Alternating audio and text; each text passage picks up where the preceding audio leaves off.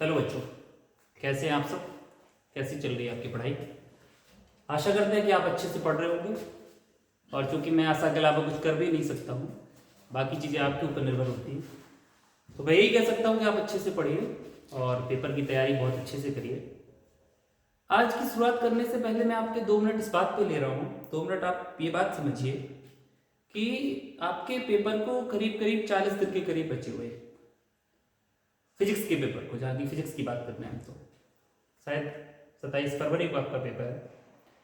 तो अब 40 दिन में हम आपको पूरी तरीके से सारी चीज़ें पढ़ाएं, उसमें आपका समय ज़्यादा जाएगा और आपको शायद पूरी चीज़ हो भी नहीं पाएगी।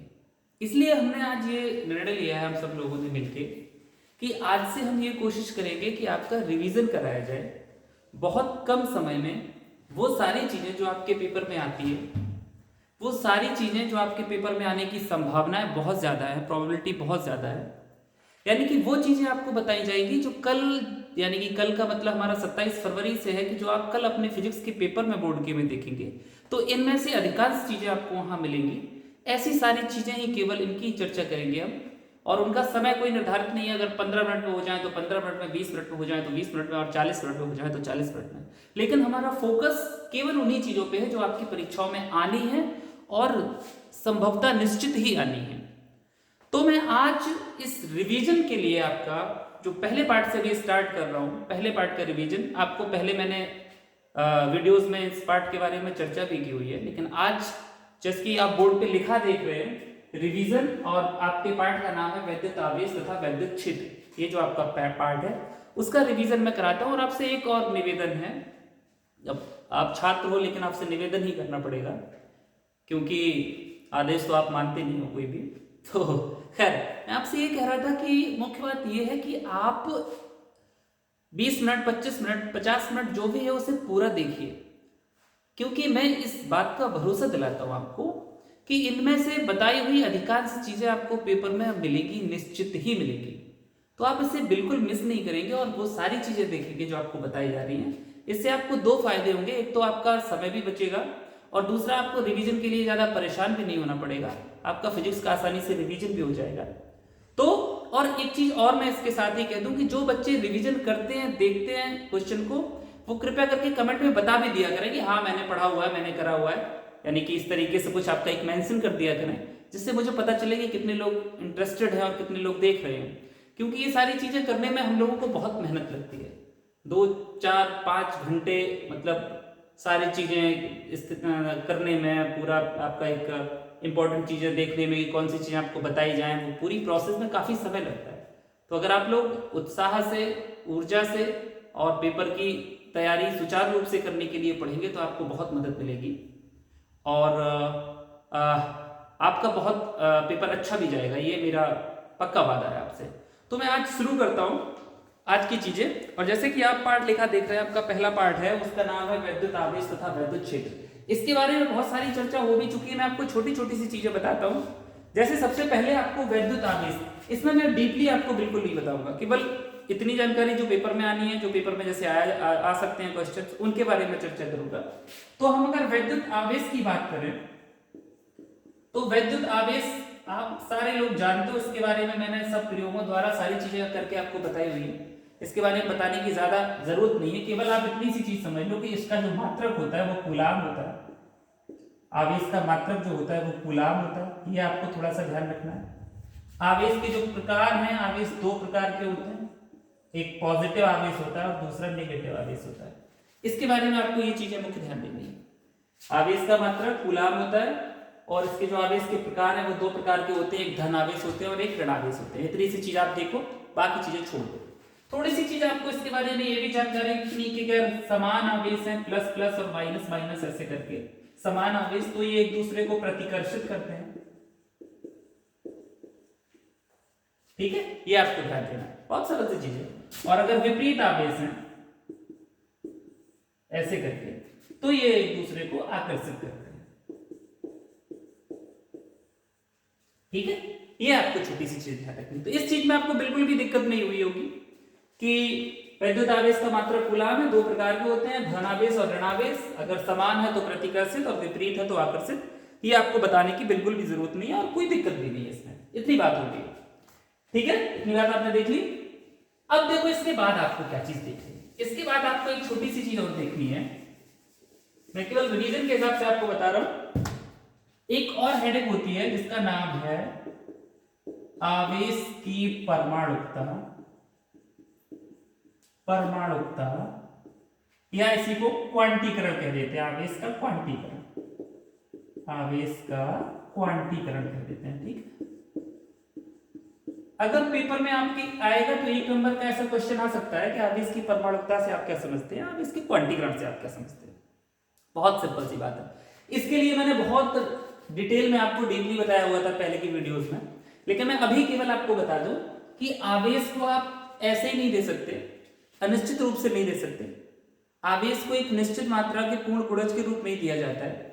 जैसे मैं रुपयों का बताता हूं कि हमेशा आप रुपए को 1 रुपए के पूर्ण गुणज के रूप में देते हो, किसी को 100 रुपए देते हो, 500 रुपए देते हो, 1000 रुपए देते हो, 10 रुपए देते हो, तो 1 के गुणज के रूप में देते हो।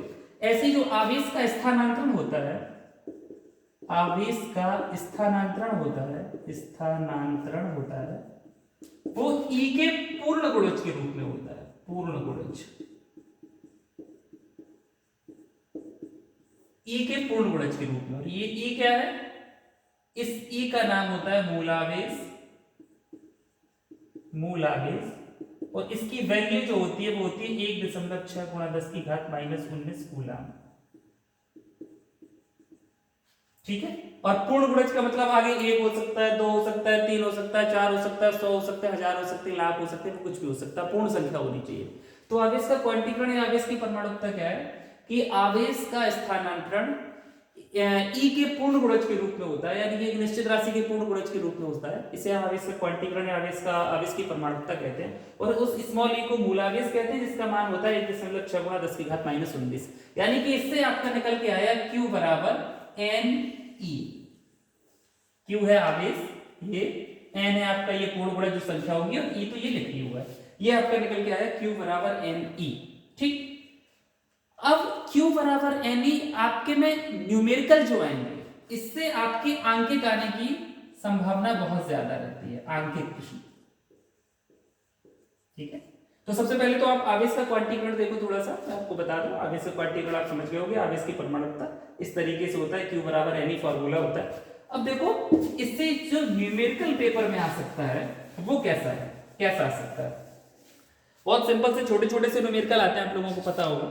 ठीक है, जैसे मान लो आपके में आ गया कि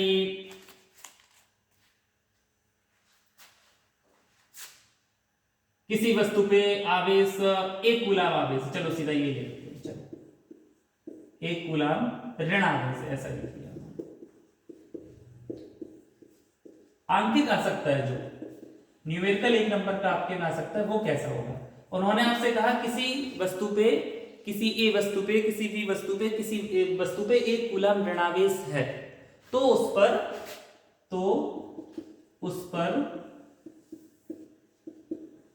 कितने इलेक्ट्रॉन की अधिकता होगी,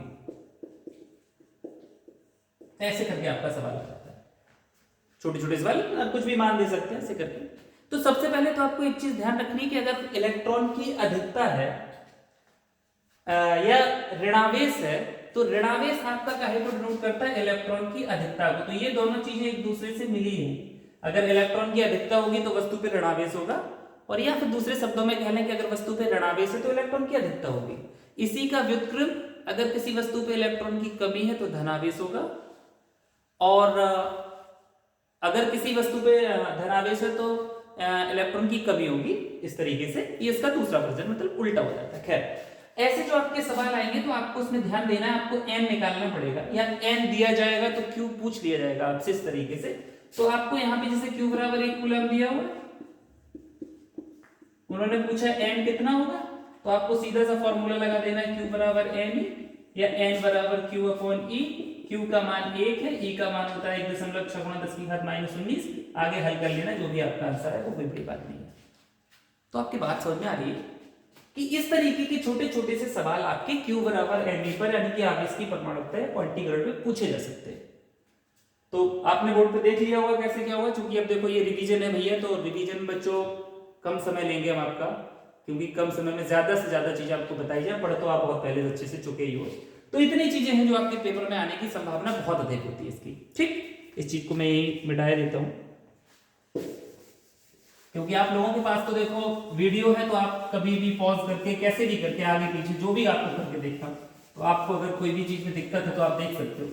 मैं आपको बहुत छोटी छोटी चीजें बता रहा हूं, पर इन चीजों के पेपर में आने की प्रोबेबिलिटी बहुत अधिक होगी, और मैं कोशिश करूंगा कि कम समय में ये सारी चीजें आपको करवा दी जाए। इसके बाद जो चीज आपके पेपर में आ सकती है वो है कूलाम का नियम। कूलाम का नियम,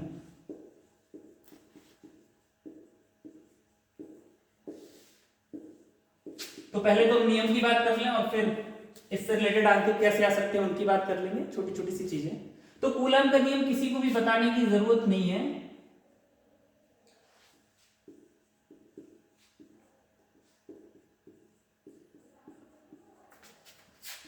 शॉर्ट शॉर्ट में आपको बता रहा हूं। ये बिंदु आवेश है, बड़े बड़े दिख रहे होंगे आपको, एक Q1 एक Q2 है और दूसरी बीच में R है।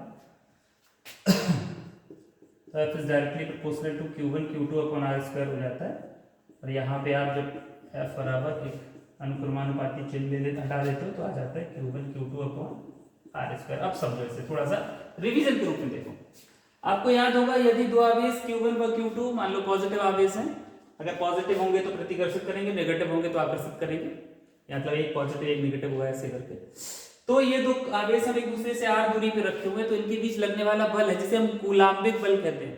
ठीक है, तो वो कूलाम्बिक बल जो होता है, तो आपको अगर पूछा जाए कूलाम का नियम क्या है इसे बताइए, तो आपको लिखना है कूलाम ने बताया हुआ था कि कूलाम एक वैज्ञानिक थे, उन्होंने बताया हुआ था कि किन्हीं दो स्थिर बिंदु आवेशों के बीच लगने वाला बल जो होता है वो आवेशों की मात्राओं के गुणनफल के अनुक्रमानुपाती और उनकी बीच की दूरी के वर्ग के व्युत्क्रमानुपाती होता है, यानी कि F is directly proportional to Q1 Q2 और F is directly proportional to 1 upon R square.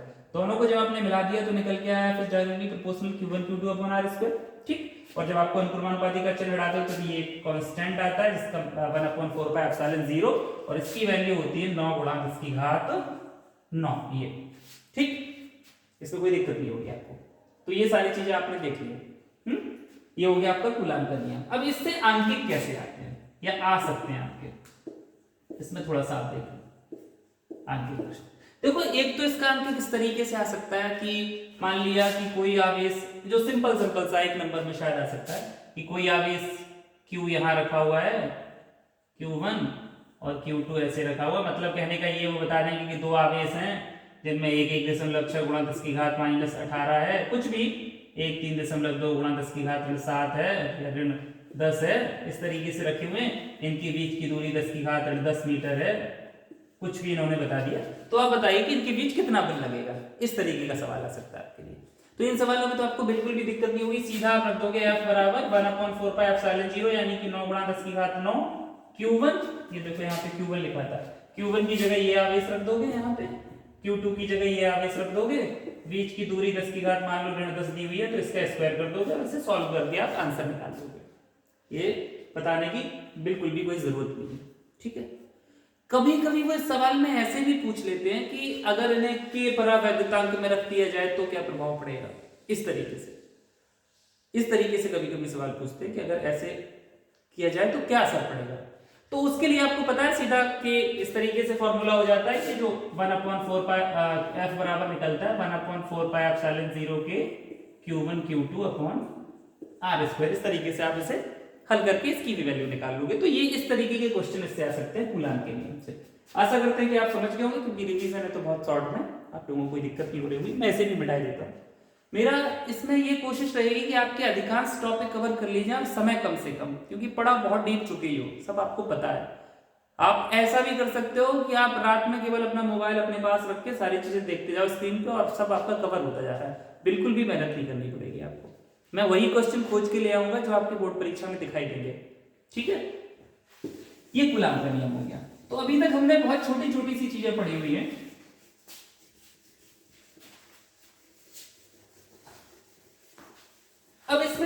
एक चीज जो आ सकती है पेपर में या जिसके आने की कभी कभी संभावना ज्यादा हो जाती है, उस चीज की मैं बात कर रहा हूं। होता क्या है कि हमने यहाँ जो f बराबर 1/4πε0 Q1 Q2 upon R square पढ़ा था, इसमें ये जो होती है एप्सिलॉन नॉट या एप्सिलॉन 0, ये इसे क्या कहते हैं, निर्वात की वैद्युतशीलता। इसे कहते हैं निर्वात की वैद्युतशीलता। इसका थोड़ा सा हो सकता है आपके में कि इसके बारे में क्वेश्चन आपसे पूछ लिया जाए। जैसे इसमें क्या पूछा जा सकता है, इसके बारे में भी हम लोग पहले बहुत चर्चा कर चुके हैं, पर शॉर्ट में हम आपको बताएं।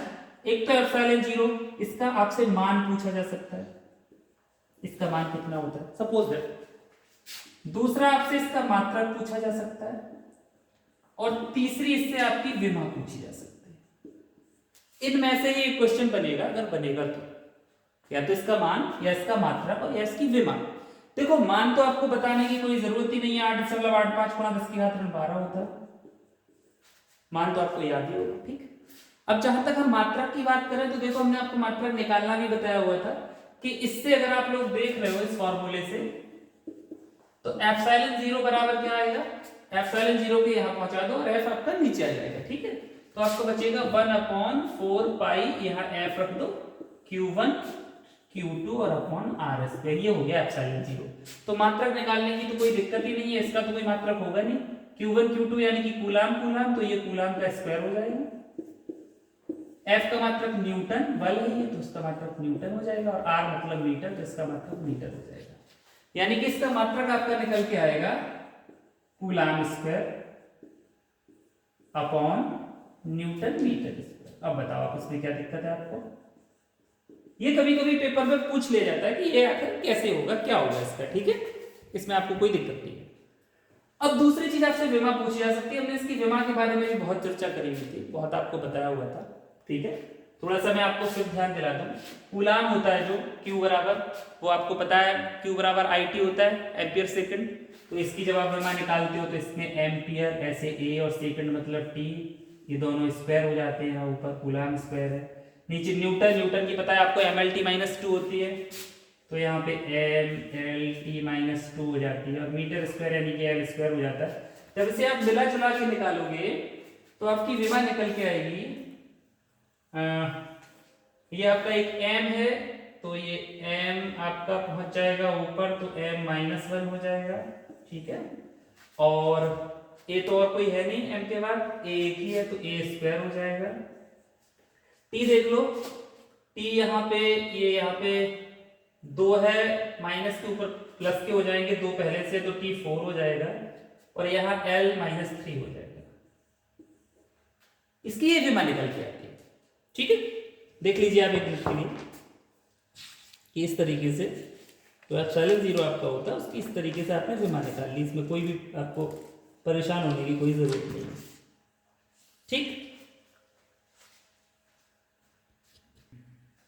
ठीक बच्चों, तो ये आपने देख लिया कि एप्सिलॉन 0 की जो मुख्य चीजें हो सकती थी उसके बारे में मैंने आपको बता दिया है। इसका मान ये होता है, इसका मात्रक ये होता है, और इसकी विमा कैसे निकालते हैं इसके बारे में, और इन्हीं में से इसमें क्वेश्चन आएंगे आपके, तो इसी में से क्वेश्चन आएंगे। ठीक, ये आपने देख लिया है, बहुत बढ़िया। अब देखिए आगे क्या होगा। आगे जो कुछ इंपॉर्टेंट चीजें हैं इस पार्ट की आपकी, आप इतनी ही चीजें देख लेंगे, आपके पेपर में इन्हीं में से क्वेश्चन मिलेंगे आपको, और अगर जो लड़के देख के जाएंगे वो बात को बताएंगे भी बाद में पेपर देने के बाद कि उन्हीं में से क्वेश्चन आए होंगे। तो आपके लिए बहुत आसान करे दे रहा हूं मैं, आपको ज्यादा मेहनत नहीं करनी है, केवल वीडियो देख के थोड़ी सी चीजें समझनी है। इसके बाद जो इस पार्ट में आपकी कुछ चीजें थी वो थी वैद्युत क्षेत्र और वैद्युत बलरेखा। इनके बारे में बिल्कुल भी चर्चा नहीं करेंगे, क्योंकि इसके बारे में आपको अधिकांश चर्चा बहुत पहले हो चुकी है, इसके बारे में बताने की कोई जरूरत नहीं है। वैद्युत क्षेत्र क्या होता है? आवेश के चारों ओर का क्षेत्र वैद्युत क्षेत्र कहलाता है। ये आवेश है, इसके चारों ओर कुछ ऐसा जगह होगी जिसमें दूसरा आवेश आकर्षण प्रतिकर्ष का अनुभव करेगा, वो वैद्युत क्षेत्र कहलाता है। वैद्युत बलरेखा आपको पता है। वैद्युत बलरेखाओं में कभी कभी अगर पूछ लिया जाता है तो ऐसे करके भले ही पूछ लिया जाए कि दो वैद्युत बलरेखाएं एक दूसरे को काट सकती हैं कि नहीं काट सकती हैं, या क्यों नहीं काट सकती है। तो आपको पता है दो नहीं काट सकती हैं क्योंकि दो दिशाएं प्रदर्शित होंगी, जो कि असंभव है, इसलिए दो वैद्युत बलरेखाएं एक दूसरे को काटती नहीं है। तो इतनी चीजें आ सकती है इसमें से, इसलिए इसे भी यहाँ पे इतना थोड़ा सा बता के आपको आगे जो चीज है वो है वैद्युत क्षेत्र की तीव्रता। ठीक है, आपकी जो अगली हेडिंग है वो है वैद्युत क्षेत्र की तीव्रता। वैद्युत क्षेत्र की तीव्रता। तो सब लोगों को पता होगा कि वैद्युत क्षेत्र की तीव्रता क्या होती है। आपने फॉर्मूला आपने देखा होगा, E बराबर होता है F अपॉन क्यू नॉट या क्यू एप्सिलॉन जीरो, ऐसे करके एक फॉर्मूला होता है। जैसे वैद्युत क्षेत्र की तीव्रता का ये फॉर्मूला है। मतलब कि यदि कोई परीक्षण आवेश किसी वैद्युत क्षेत्र में रखा हुआ है, उस पर F बल लग रहा है, तो लगने वाले बल और परीक्षण आवेश के मान की निष्पत्ति को वैद्युत क्षेत्र की तीव्रता कहते हैं। ये सीधी सी इसकी फॉर्मूला होता है, परिभाषा होती है। अगर इसके अब मात्रक की बात करी जाए, मात्रक की, ठीक है, तो इसका मात्रक क्या होगा आपको पता है। F का मात्रक बल है, F का मात्रक होगा न्यूटन, और Q नॉट आवेश है, इसका मात्रक होगा कूलम। तो तीव्रता का मात्रक क्या होगा, न्यूटन पर कूलम। ठीक, इसमें किसी को दिक्कत। इंपॉर्टेंट चीज में सदिश लगी हुई है, तो ये कैसी राशि है, ये एक सदिश राशि है, आपको ये भी ध्यान देना। इसी के ऊपर लिख देता हूं, सदिश राशि है। जो भी चीजें ऐसे करके लिखी जा रही है बस वही इंपॉर्टेंट है आपके लिए। राशि सदिश है, मात्रक ये होता है। और अगर कोई आपसे पूछे कि इसकी विमा क्या होती है, तो फिर देखो विमा आपको बताने की बिल्कुल आवश्यकता नहीं पड़ेगी। न्यूटन, न्यूटन मतलब बल, और इसकी विमा क्या होती है, mLT माइनस 2, और कूलाम, कूलाम का तो अपन AT लिख ही रहे हमेशा से, तो ये AT हो जाएगा। ठीक है, एम्पियर सेकेंड। और जब इसे आप करके देखोगे तो आपके निकल के आएगा mLA माइनस 1, और ये T एक ऊपर पहुंच जाएगा तो T माइनस 3। ये इसकी विमा होगी, देख लीजिए एक बार। तो इसमें तीव्रता में दो चीजें इंपॉर्टेंट है। सदिश राशि है तो आपको बहुत पहले से पता होती है, ज्यादा बताना नहीं है, केवल आपको ये ध्यान देना इसका मात्रक किससे, न्यूटन पर कूलम, और विमा इस तरीके से निकल के आई, ये जो आपके में लिखी हुई है पूरी विमा।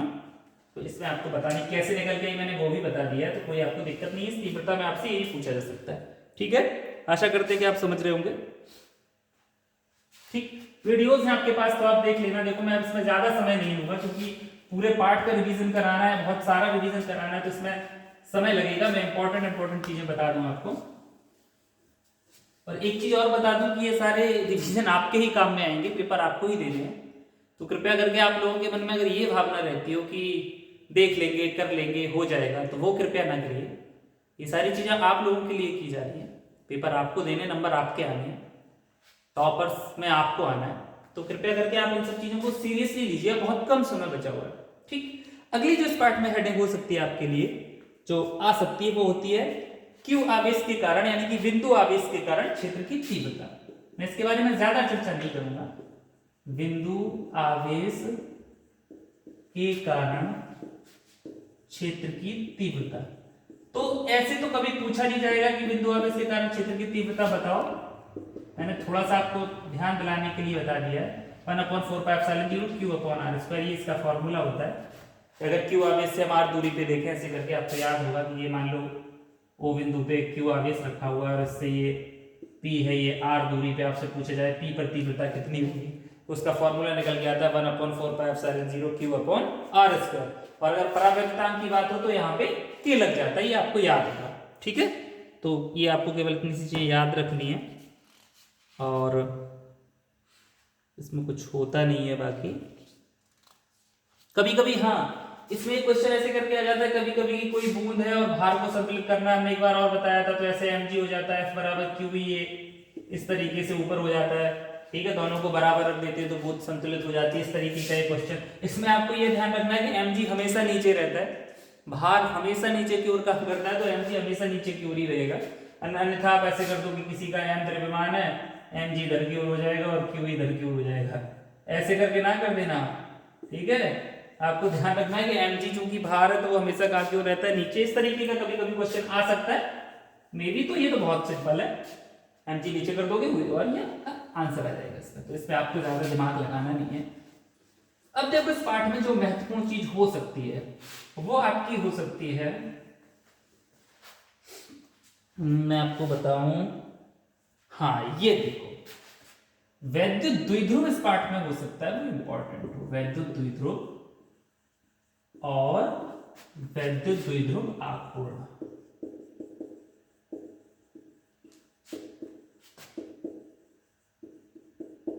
ये चीजें देखो, ये आप लोगों के लिए भी इंपॉर्टेंट है, आप लोग भी देख लीजिए यहाँ पे, तो मतलब सारी चीजें रिवीजन आपका भी हो जाएगा। वैद्युत द्विध्रुव क्या होता है आपको पता है? अगर दो बराबर किंतु विपरीत प्रकृति के आवेश एक दूसरे से अल्प दूरी पे रखे हुए हो, ये ए है ये बी है, बीच की दूरी कुछ भी ले सकते हो, जनरली हम 12 ही मानते हैं। क्यों मानते हैं? क्योंकि फॉर्मूले आसान हो जाते हैं। तो आइए आपको मैं पता है आपको क्या होता है कि ऐसा निकाय, ऐसा समायोजन, ऐसी व्यवस्था जिसमें दो बराबर किंतु विपरीत प्रकृति के आवेश एक दूसरे से अल्प दूरी पे रखे हुए हो, पास में बिल्कुल समीप रखे हुए हो, अत्यंत अल्प दूरी पे, तो वो पूरा समायोजन क्या कहलाता है? वैद्युत द्विध्रुव कहलाता है। ये आपको पता होगा। और इसी के साथ वैद्युत द्विध्रुव का आघूर्ण क्या होता है?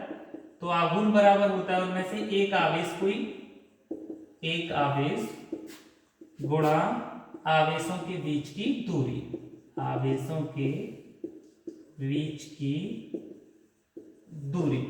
तो यहाँ आघूर्ण को P से रिप्रेजेंट करते हैं। कोई एक आवेश Q है, बीच की दूरी 12, जनरली 12 ही मानते हैं, जिससे आपके आगे आने वाले फॉर्मूले सरल हो जाते हैं। आप चाहो तो D भी लिख सकते हो, Q इंटू डी लिखोगे तब भी सही हो जाएगा, ऐसी कोई दिक्कत नहीं होगी। तो ये आपका आघूर्ण निकल के आता है 2QL। ये कभी एक नंबर में आपसे पूछे जा सकते हैं कि आप वैद्युत द्विध्रुव को बताइए, इसके आघूर्ण को बताइए, ऐसे करके, या वैद्युत द्विध्रुव के आघूर्ण से आप क्या समझते हो बताइए, एक नंबर का क्वेश्चन पूछिए तो आप लिख लोगे वैद्युत द्विध्रुव का आघूर्ण किसी एक आवेश तथा दोनों आवेशों के बीच की दूरी के गुणनफल के बराबर होता है। यदि आवेश Q हो और बीच की दूरी 12 हो तब वैद्युत द्विध्रुव का आघूर्ण P बराबर 2QL होगा। अब आपसे अगर पूछा जाएगा तो इसमें ये पूछ सकते हैं कि द्विध्रुव आघूर्ण का मात्रक क्या होता है, वही चीज, तो मात्रक आपसे पूछा जा सकता है। और जैसे ही आपसे मात्रक पूछा जाएगा आपको दिमाग ही नहीं लगाना, यहाँ पे Q है, Q का मतलब कूलाम, और L है, L का मतलब मीटर, तो इसका मात्रक निकल के आया आपका कूलाम इंटू मीटर। ठीक है, इसमें आपको बिल्कुल भी दिक्कत नहीं होगी, बहुत ही सरल है ये सारी चीजें, देख लीजिए एक बार।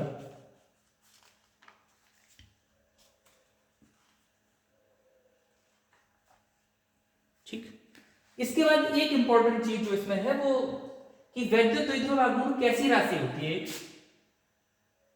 ये, तो ये आपको ध्यान देना है कि वैद्युत द्विध्रुव आघूर्ण कैसी राशि होती है, एक सदिश राशि होती है। इसको हम जब पढ़ाए हुए थे पिछली वीडियोस में तब इसे हम स्पेशल रूप से बताए हुए थे कि अगर ये सदिश होती है तो इसकी दिशा भी होगी, तो आपको ये ध्यान खुद देना है कि इसकी दिशा कहां से कहां की ओर होती है। थोड़ा सा पढ़िए, थोड़ा सा ध्यान दीजिए, ठीक है। तो इसके बारे में आपसे अगर पूछा जाएगा तो इसी तरीके से, अब इसमें सवाल ऐसे पूछे जा सकते हैं, अगर आंकिक की कोई बात करें कि आंकिक कैसे आ सकते हैं, तो आंकिक आपके हैं तो इस तरीके से आ सकते हैं कि उन्होंने दे दिया कि कोई एक आवेश उनके बीच की दूरी इतनी है, तो आप वैद्युत द्विध्रुव आघूर्ण का मान बताइए। उन्होंने आप आंकिक इस तरीके से दे सकते हैं एक नंबर का कि कोई आवेश रखा हुआ है, दो आवेश बराबर प्रकृति के, उनके बीच की दूरी ये है, तो द्विध्रुव आघूर्ण बताइए। तो आप सीधे एक आवेश और उनके बीच की दूरी रख के आप इस तरीके से निकाल दोगे, कोई कठिन चीज नहीं है, ठीक है। तो इतनी चीजें आपको समझ में आई, इसमें कोई दिक्कत है? ठीक, बता देते हैं। मैं आपको बहुत आसान और बहुत कम शब्दों में जो हो सकता है संक्षेप में वो बताने की कोशिश कर रहा हूं, क्योंकि बहुत कम समय बचा हुआ है और आपको बहुत ज्यादा पढ़ना है और अच्छे से पढ़ना है। और आप ये देखने के बाद जब पेपर देने जाएंगे और देखेंगे कि बहुत सारी चीजें बताई गई थी, तो आपको खुद ही पता चलेगा कि सही कहा जा रहा था आपसे। इसके बाद इस पाठ में जो महत्वपूर्ण चीज है वो मैं आपको बता दूं, क्योंकि मैं इसे यहीं पे बंद करूंगा। एक है द्विध्रुव की अक्षीय स्थिति,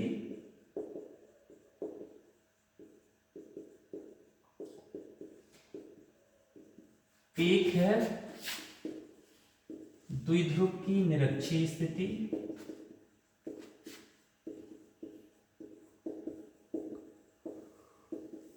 एक चीज और है उसके लिए मैंने जगह छोड़ दी आपकी।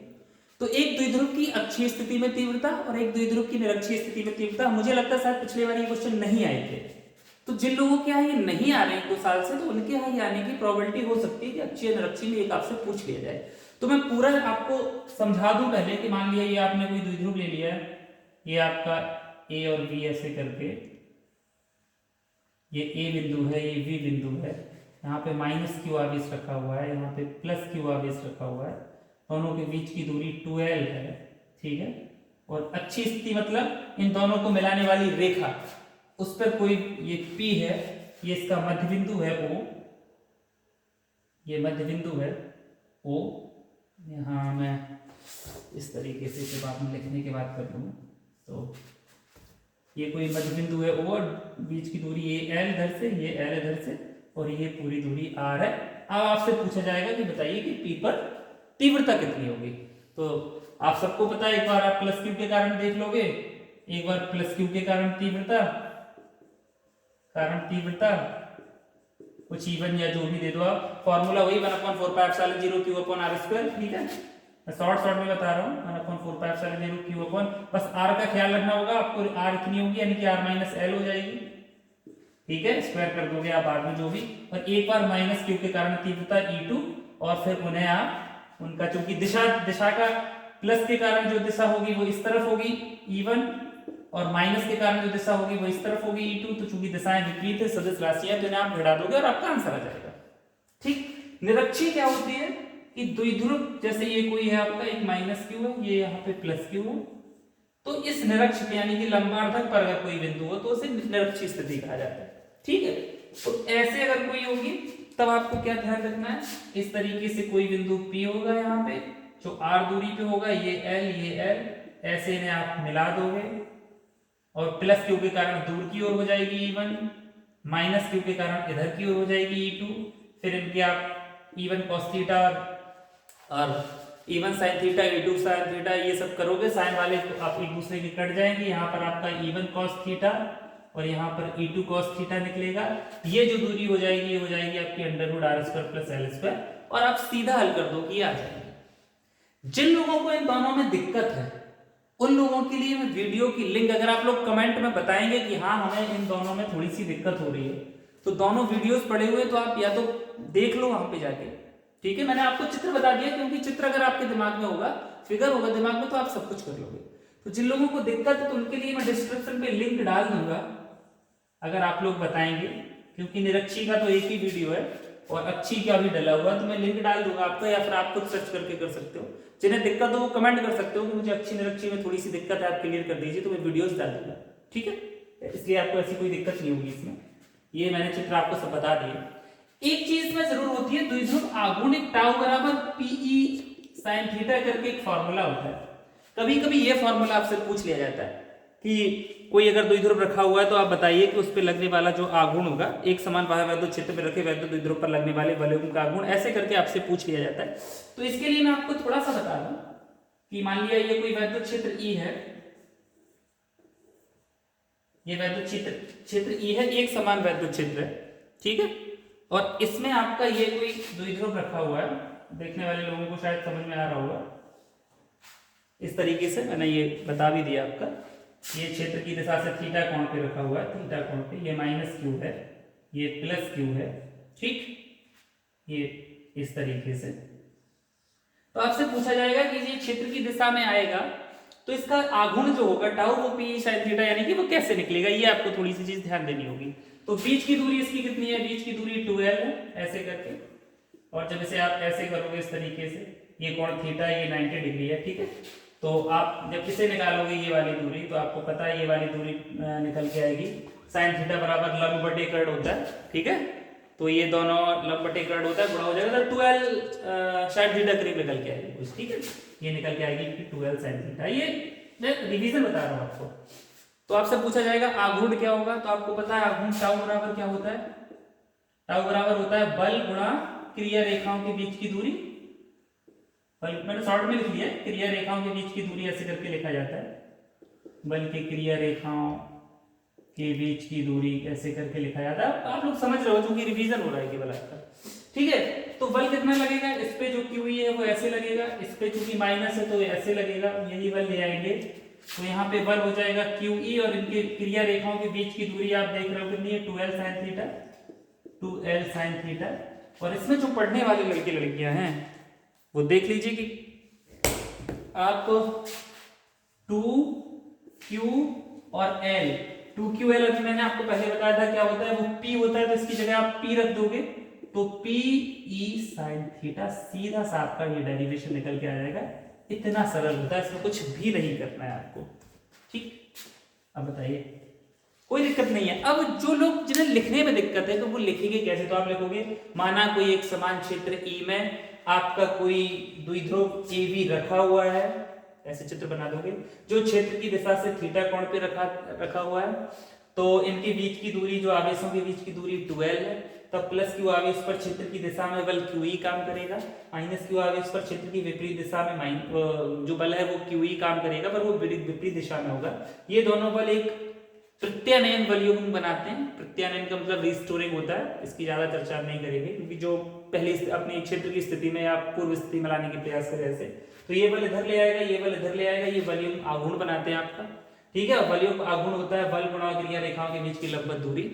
बल जो आपका है वो F बराबर QE है, QE रख दिया, बीच की दूरी 12 sin थीटा है, गुणा कर दिया, सीधा टाउ बराबर PE sin थीटा आ गया। इस पार्ट में आपके यही क्वेश्चन जो हैं वो महत्वपूर्ण हो सकते थे। इस पार्ट में आपके यही क्वेश्चन महत्वपूर्ण हो सकते थे, वो मैंने सारे क्वेश्चन बता दिए। अच्छा, कभी कभी ऐसे सवाल आ जाते हैं, जैसे मैं इसे मिटा दूं, एक सिंपल सा क्वेश्चन जैसे उन्होंने कभी पूछ लिया आपसे, मैं इसमें ज्यादा चर्चा नहीं कर रहा हूं, पर फिर भी मैं एक बता दूं। जैसे उन्होंने पूछ लिया कि यदि किन्हीं दो वस्तुओं का पर बराबर धन व ऋणावेश है तो ऋणावेश वाली वस्तु का द्रव्यमान होता है वो, हाँ ऐसे करके उन्होंने पूछ लेते हैं कि किसी दो वस्तुएं उन पर बराबर धन और ऋण आवेश है, ए और बी वस्तुएं, मतलब इन पे जो आवेशों की मात्रा है वो एक पर प्लस है एक पर माइनस है, लेकिन है दोनों पे बराबर आवेश, तो वो आपसे पूछ लेंगे कि बताइए कि किसका द्रव्यमान अधिक होगा। ठीक है, उन्होंने ये पूछ लिया। जैसे इस पर भी मान लो 1 कूलाम आवेश है, ठीक, 1 कूलाम मान लिया, और इस पे भी 1 कूलाम आवेश है, एक पर पॉजिटिव है एक पर नेगेटिव। उन्होंने आपसे ये पूछा कि बताओ आखिर किसका द्रव्यमान ज्यादा होगा, ऐसे करें क्वेश्चन। तो आपको पता है नेगेटिव का द्रव्यमान ज्यादा होगा, क्यों? क्योंकि इस पर तो एक्स्ट्रा इलेक्ट्रॉन आए हुए हैं ना, इस पर तो इलेक्ट्रॉन आए हैं, ये इलेक्ट्रॉन है बाहर से और इससे इलेक्ट्रॉन निकले हैं, यही तो होगा। बताओ, इलेक्ट्रॉन निकलेंगे इसका द्रव्यमान कम होगा, इस पे इलेक्ट्रॉन आए हैं तो इलेक्ट्रॉनों का कुछ तो द्रव्यमान होता है थोड़ा बहुत, तो इसका इलेक्ट्रॉन आए हुए हैं तो इस पे द्रव्यमान ज्यादा होगा, तो इसका द्रव्यमान ज्यादा होगा अगर बराबर आवेश है। ऐसे क्वेश्चन करके आ जाते हैं। तो आज के इस पार्ट में यही महत्वपूर्ण क्वेश्चन बन रहे थे, मैंने आपको बता दिए। जिन लोगों को अक्षीय और निरक्षीय स्थिति की तीव्रता निकालने में डेरिवेशन में दिक्कत हो रही है वो लोग कमेंट कर सकते हैं, मैं उनकी लिंक प्रोवाइड करा दूंगा आपको पिछले वीडियोस की, आप देख लेंगे। इस पार्ट में केवल इतना ही, आप इतना ही पढ़ के जाइए और आपके पेपर में जितने भी इस पार्ट से क्वेश्चन बनेंगे वो आएंगे। आशा करते हैं कि आप समझ रहे होंगे और आपको अच्छे से समझ में आ रहा होगा। तो आप पेपर की तैयारी इस रिवीजन लेक्चर से बहुत अच्छे से कर सकते हैं। बहुत बहुत धन्यवाद आप सभी।